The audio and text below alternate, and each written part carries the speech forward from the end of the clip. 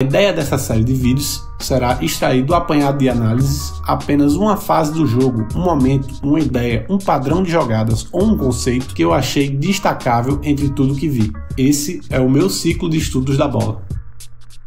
Opa galera, beleza? O time que eu peguei essa semana para assistir foi o Fluminense, por causa da final da Libertadores, do Diniz, e mesmo porque eu já tinha feito uma análise do Fluminense mais cedo esse ano, e eu pensei que seria bacana abordar também o Fluminense nesse formato.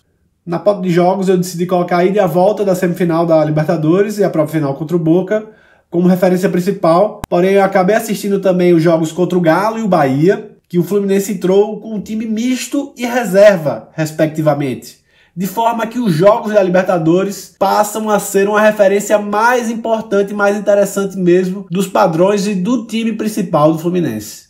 É interessante falar da tática do Fluminense do Fernando Diniz, porque o referencial espacial mais importante para a estrutura tática do time é a bola. Será a localização da bola que irá determinar a estrutura da equipe, e essa fluidez também permite mudanças circunstanciais incomuns de acordo com o placar. Dito isso, o time costuma se alinhar com Fábio no gol, Samuel Xavier, Nino, Felipe Melo e Marcelo, André, Martinelli, Ganso, Arias, Keno e Cano. Porém, na ideia de fluidez e circunstância, o time joga ora com o André entre os zagueiros para construir, sendo volante de origem, ora com o André literalmente como zagueiro, se o time estiver perdendo, ora com 3 zagueiros de ofício, se o time estiver ganhando. Se estiverem perdendo, eles podem até botar um ponta na lateral. Até porque a construção é feita em 3+2, sendo 2 um volante mais um lateral, já que o outro lateral costuma ficar mais próximo do ataque, e é justamente esse lateral que eles trocam por um ponta. Podem jogar com um atacante de ofício, um meia, ou uma dupla de atacantes, costumam dobrar os pontas do mesmo lado da bola quando estão atacando também. Para isso acontecer, é um time que tem jogadores capazes de fazer mais de uma posição, além de ser um time muito experiente e usar o banco de reservas com frequência. Nesse emaranhado de complexidade, eu penso que o Fluminense de Diniz é possível de ser simplificado e lido por meio da ideia de espaços de fase, quando passamos a ver que o time está estruturado em jogadores próximos e distantes da bola, jogadores com a função de atacar o gol adversário, jogadores com a função de proteger o próprio gol. E, mais que isso, esses desenhos vão se alterar não apenas de acordo com a fase do jogo, mas principalmente de acordo com a localização da bola. Das últimas 5 partidas, o Fluminense venceu apenas 2, sendo uma delas o seu jogo mais importante, a final da Libertadores contra o Boca, em campo supostamente neutro. Ganhou também contra o Goiás pelo Brasileiro, em casa. Perdeu 3 vezes contra o Bragantino, o Galo e o Bahia, todas fora de casa e com times por vezes mistos, por vezes todos de reservas. Sem contar que vai jogar contra o Internacional hoje, e é possível que eu termine de editar e postar já com a bola rolando. Eu diria que os principais destaques do time hoje são aquela ideia de coragem para jogar. Pode parecer engraçado, mas a verdade é que o Diniz é um grande motivador, para além de ser conhecido como um tático ousado.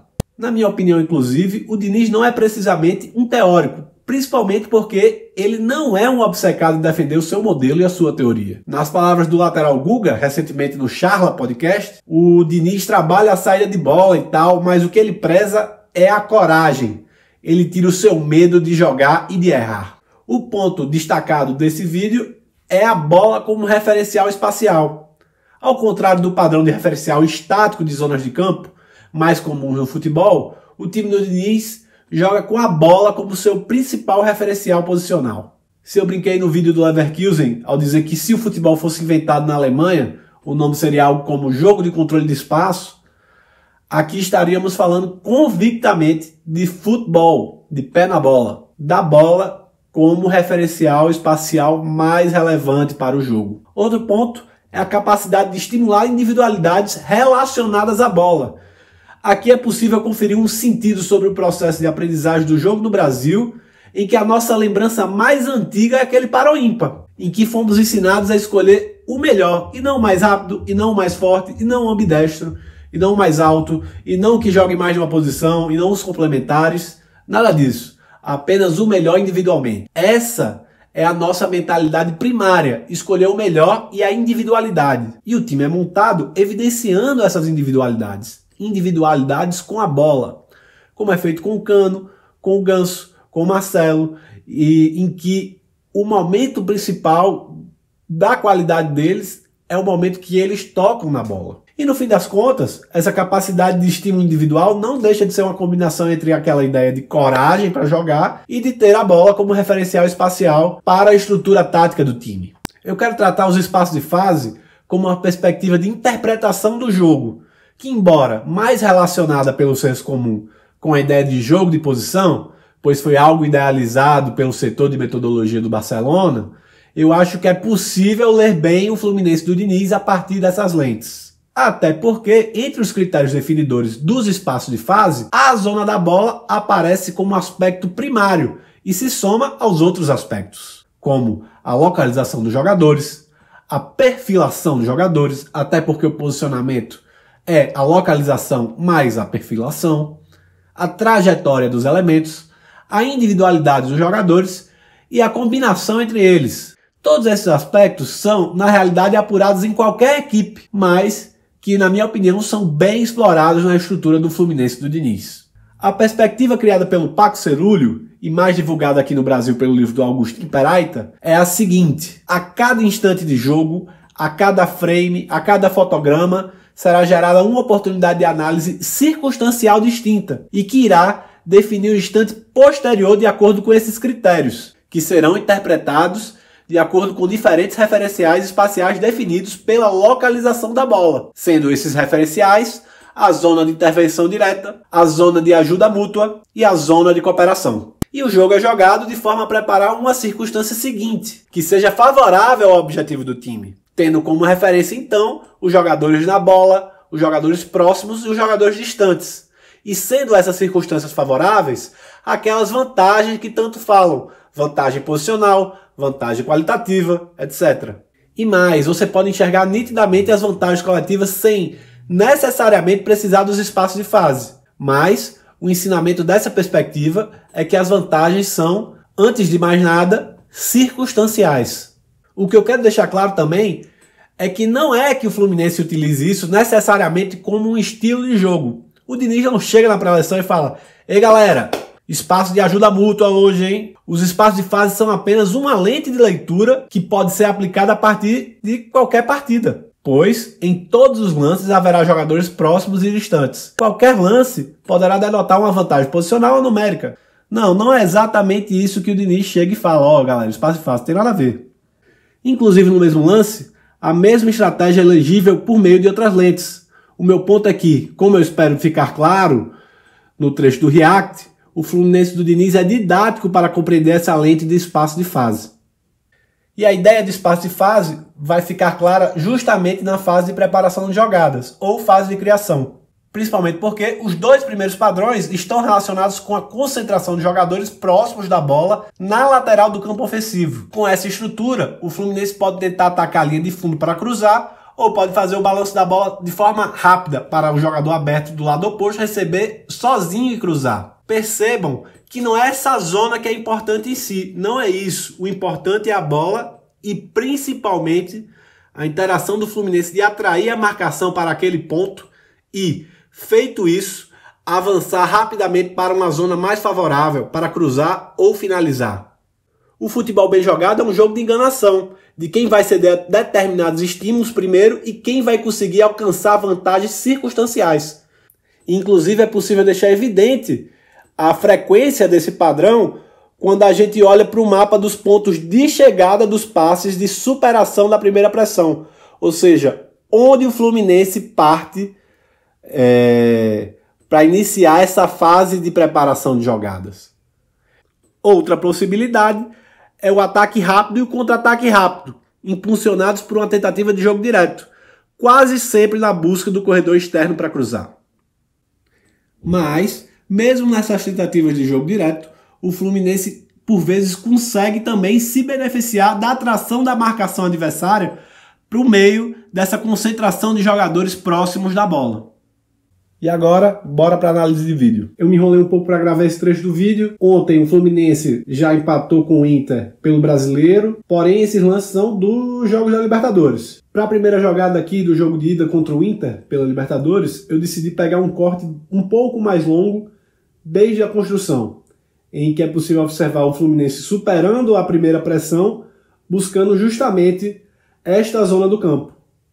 E aqui também é possível ver uma clara concentração enorme de jogadores nesse corredor. O Marcelo, que é o jogador que está do lado oposto, ele está praticamente no centro. E a defesa do Internacional foi praticamente toda ela atraída para essa zona do campo. Nessa jogada também é possível ver outro padrão muito frequente do Fluminense, que é aparentar que ele vai fazer aquele balanço ofensivo de um corredor para o outro e novamente insistir no corredor concentrado de jogadores, de vários jogadores próximos da bola. E é somente no segundo balanço, com a defesa do Inter toda atraída para o lado oposto, que o Fluminense vai de fato mudar de corredor e o Marcelo vai receber em uma situação favorável, uma situação de vantagem, um espaço de fase de vantagem para cruzar a bola, ainda que o cruzamento não saia perfeito. Ou seja, na ideia de espaço de fase, a circunstância primária de concentração de jogadores no corredor direito, próximos da bola, ela serve muito mais para criar uma circunstância favorável seguinte, em que o Marcelo poderia fazer um bom cruzamento, ainda que ele tenha sido interceptado.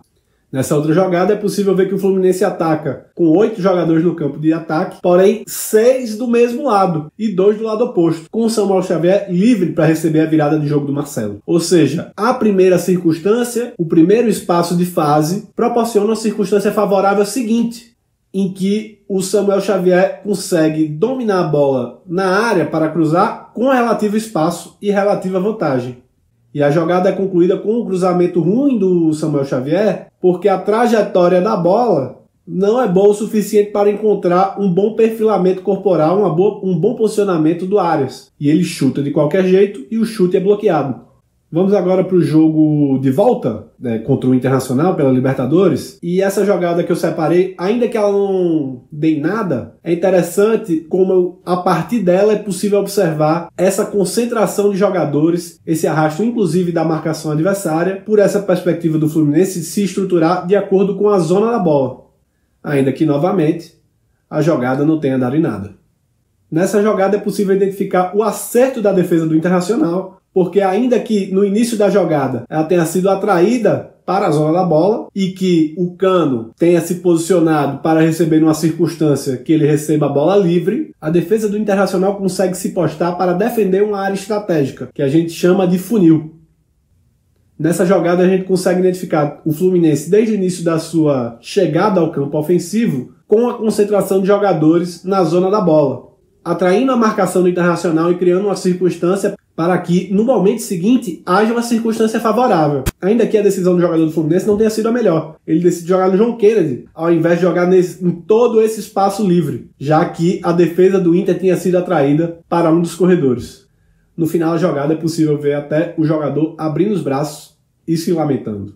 Já para o jogo final contra o Boca, logo na primeira jogada, é possível identificar como a defesa do Boca fica um pouco perdida com esse padrão distinto do Fluminense de se posicionar em torno da bola. E ela acaba atraída por inteiro para aquele corredor. E ainda que o Fluminense não consiga completar a jogada, é possível identificar como o momento seguinte já estava engatilhado, com o jogador livre no corredor oposto. E aqui na jogada do gol é possível ver novamente como o Fluminense está todo concentrado daquele lado do campo. Porém, o que muda é que dessa vez ele não vai chegar à linha de fundo tocando, mas sim tentando jogar direto. Ocorre que jogar direto dessa maneira é também criar uma circunstância posterior favorável, porque o jogador do Boca rebate e quem está melhor posicionado para recuperar a bola é o jogador do Fluminense, que recupera a bola e rapidamente o Fluminense se organiza ao seu padrão de ataque, de concentração de jogadores em torno da bola. E esse momento produz duas circunstâncias seguintes favoráveis. A primeira é o espaço que o Arias consegue ter para cruzar, e a segunda é a desmarcação do Cano para finalizar e fazer o gol. E contra o Boca, não só no primeiro, mas também como no segundo gol, é possível identificar essa estrutura do Fluminense de concentração de jogadores em torno do corredor da bola. E essa jogada é um ótimo retrato, em que a gente pode identificar que o objetivo de agrupar os jogadores próximos da bola, em determinada zona no campo, em determinado corredor, não é a concentração dos jogadores em si, porém a possibilidade de construir uma circunstância seguinte mais favorável, Aqui o John Kennedy recebe de costas e marcado, numa situação de desvantagem. Inclusive, não só de perfilamento, mas também numérica, 3 contra 1. Mas ele consegue encontrar o Diogo Barbosa em vantagem de espaço e de perfilamento, de frente. E que ele consegue encontrar o Keno, que de costas encontra o John Kennedy de frente, bem posicionado, bem perfilado, para que ele consiga finalizar para o gol e para o título do Fluminense. Valeu, é isso, tamo junto!